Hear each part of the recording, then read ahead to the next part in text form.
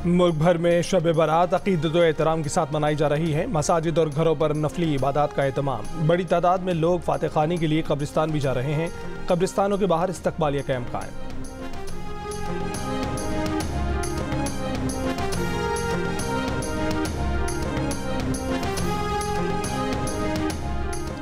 वज़ीर आला पंजाब का इंतखाब आज होगा। मुस्लिम लीग नून की उम्मीदवार मरीम नवाज का मुकाबला सुन्नी इत्तेहाद काउंसिल के नामजद उम्मीदवार राना आफ्ताब अहमद से होगा। वज़ीर आला के इंतखाब के लिए पंजाब असम्बली का इजलास सुबह 11 बजे तलब किया गया। वज़ीर आला सिंध का इंतखाब भी आज होगा। पीपल्स पार्टी की उम्मीदवार मुराद अली शाह हैं। MKM ने अली खुर्शीदी का नाम फाइनल कर लिया। सिंध असम्बली का इजलास दोपहर 2 बजे होगा।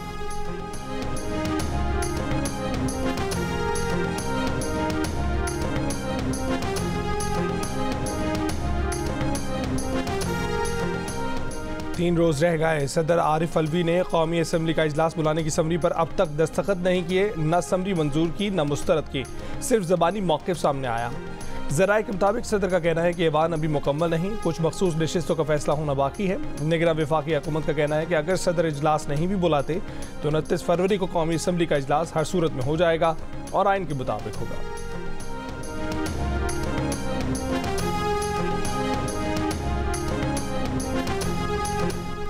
कराची के इलाके कोरंगी जमान टाउन में मारे गए 2 अफराद आम शहरी थे या मुबैना डाकू। मारे गए अब्दुल खालिक के भाई अब्दुल रहीम ने कहा है कि उन्हें इत्तला मिली कि पुलिस वालों ने अब्दुल खालिक को गोली मार दी। अब्दुल रहमान और अब्दुल खालिक जुमागोट के रिहायशी और आपस में दोस्त थे। अब्दुल खालिक ने 5 मार्च को उम्रे पर भी जाना था। इससे पहले पुलिस ने दावा किया था कि अब्दुल आहद नामी शहरी ने फायरिंग करके 2 मुबैना डाकुओं को हलाक किया था। मुबैना डाकुओं से छीना हुआ मोबाइल फ़ोन, पर्स और असलहा भी बरामद हुआ था।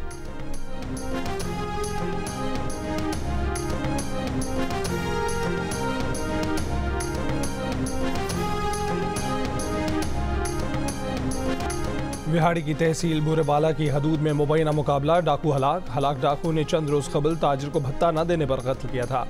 पुलिस के मुताबिक डाकू को आला कत्ल की बरामदगी के बाद वापस ले जाया जा रहा था। डाकू के साथ साथियों ने फायरिंग कर दी।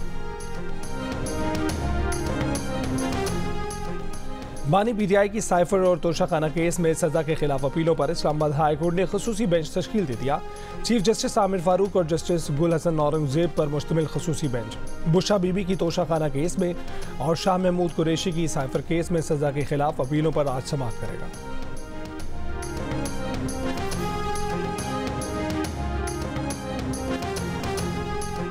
मगरबी हवाओं का सिस्टम बलूचिस्तान में दाखिल हो गया। कोयटा और गिरदोनवा में मतला बरालूद, सर्द हवाएं चलने से सर्दी की शिद्दत में इजाफा। बलूचिस्तान के मुतअद्दिद अजला में बारिश, शिमाली अजला में पहाड़ों पर बर्फबारी का इम्कान। आज़ाद कश्मीर के मुख्तलिफ इलाकों में बर्फबारी। चिल्लास में तत्तापानी के मकाम पर लैंडस्लाइडिंग से बंद शाहराह कराकोरम यकतरफा ट्रैफिक के लिए बहाल। FWO हुक्काम का कहना है कि शाहराह कराकोरम जल्द बहाल कर दी जाएगी। गजा जंगबंदी की कोशिशें जारी। कतर रवा हफ्ते हमास और इसराइल के दरमियान बातचीत की मेज़बानी करेगा। रफा में फौजी ऑपरेशन जरूर होगा। इसराइली वजीर आजम की हठधर्मी, कहा अगर मुआहदा हो जाता है तो रफा ऑपरेशन में ताखीर हो सकती है, मगर रफा ऑपरेशन जरूर होगा। अमरीकी कौमी सलामती मुशीर जैक सलिवान ने कहा कि शहरियों की हिफाजत के बगैर रफा ऑपरेशन नहीं होना चाहिए। इसराइली फौज की शिमाली गजा, खान यूनुस और रफा में बमबारी। फ़लस्तीनी शहदा की तादाद 30,000 के करीब पहुंच गई। हमास से लड़ाई में 3 इसराइली फौजी ऑफिसर हलाक। इसराइली फौज का शाम लबनान सरहदी इलाके में फ़िज़ाई हमला।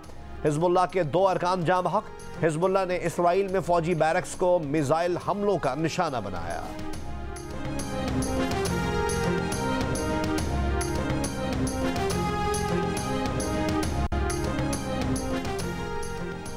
अमरीका और बरतानिया के यमन में फ़िज़ाई हमले। बरतानवी वज़ीर ख़ारजा डेविड कैमरॉन का कहना है कि अमरीका और बरतानिया ने यमन में 8 मकामात पर हूसियों के 18 ठिकानों को निशाना बनाया। ईरान ने अमरीका और बरतानिया के हमलों को यमन की इलाकाई सालमियत और खुद मुख्तारी के खिलाफ वर्जी करार दे दिया।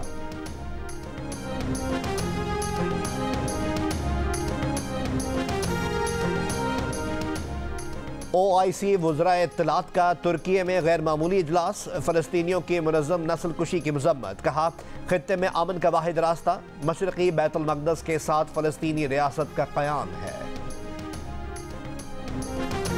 अमेरिका के साबिक सदर डोनाल्ड ट्रंप ने कहा है कि वो सदर बने तो बरतानवी शहजादा हैरी के साथ खुसूसी बर्ताव नहीं होने देंगे।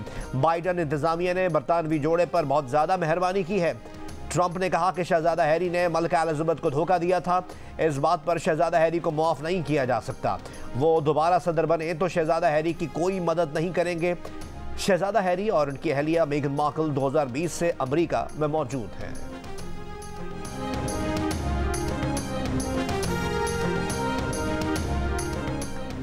अमीर जमात इस्लामी सिराजुल हक ने कहा है कि जाली इलेक्शन के नतीजे में जो इमारत तामीर की गई चंद माह बाद गिर जाएगी। इलेक्शन में कामयाबी हासिल करने वालों के चेहरों पर मसनूई मुस्कुराहट है।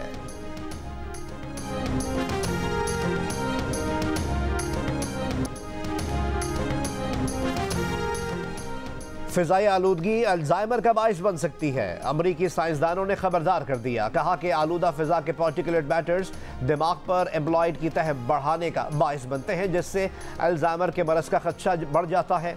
जॉर्जिया यूनिवर्सिटी के रिसर्चर्स के मुताबिक अभी इस बारे में मजीद तहकीक होना बाकी है। ताज़ा तरीन रिपोर्ट के मुताबिक 224 ऐसे अफराद के दिमागों के नतीजे में ये रिपोर्ट मुरतब की गई है जिन्होंने रिसर्च के लिए अपना दिमाग अतिया किए थे।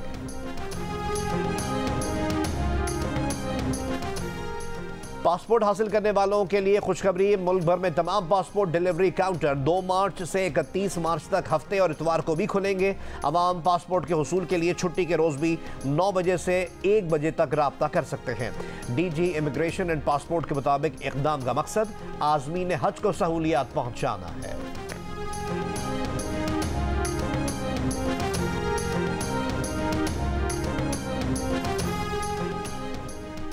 भारतीय वज़ीर आज़म की स्क्यूबा डाइविंग। गुजरात के शहर द्वारका के मुकाम पर पानी में गोता लगाकर पूजा की।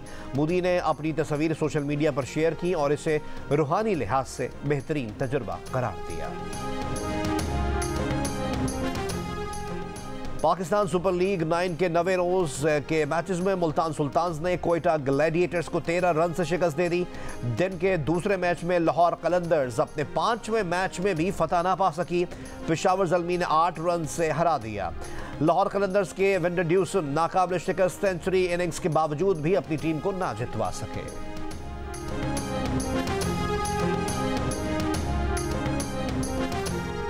पीएसएल में कोयटा ग्लैडिएटर्स के विकेटकीपर बैटर सरफराज अहमद को मैच के दौरान सर में गेंद लग गई। सरफराज को सीटी स्कैन के लिए अस्पताल ले जाया गया। कोयटा ग्लैडिएटर्स इंतजामिया के मुताबिक सरफराज की इंजरी संजीदा नौइयत की नहीं, उनकी तमाम रिपोर्ट्स क्लियर आई हैं। सरफराज अहमद की तबीयत बेहतर हो रही है, वो सफ़र करने के काबिल हैं और टीम के हमरा मुल्तान से कराची आ रहे हैं। लाहौर कलंदर्स के फास्ट बॉलर हारिस रऊफ कंधे में इंजरी के बायस पीएसएल से बाहर हो गए। हारिस रऊफ कराची किंग्स के खिलाफ मैच में कैच पकड़ते हुए गिर गए थे।